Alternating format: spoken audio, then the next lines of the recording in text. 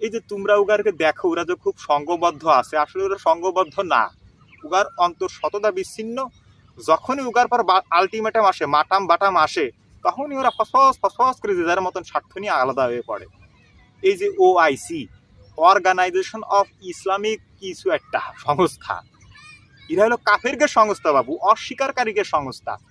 যখনই মনে করেন ইরানে আক্রমণ হচ্ছে, সৌদি কুয়েত ফেতিরা কি করতেছে, এরপরে সৌদিতে যখন আক্রমণ হবে ইরান তখন কিছু করবে না। তো ইরা আসলে নিজেরা নিজেদের মধ্যে লেটি লেটি বাদায় বেড়ায়। আর আমরা কি করেছি, ইগারে ইসলামের হর্তাকর্তা বানায় নিছি, ইগারে ইসলামী লিতা বানায় নিছি।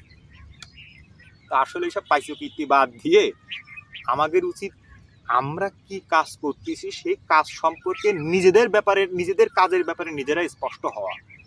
যখন আমরা নিজেদের কাজের ব্যাপারে নিজেরা স্পষ্ট হব, তখন আমরা সংঘবদ্ধ হওয়া শিখব। আর যখন আমরা সংঘবদ্ধ হওয়া শিখব, তখন আমাদের কারোর আক্রমণ ঠেকাতে হবে না, কেউ আমাদের আক্রমণ করতে সাহসই পাবে না।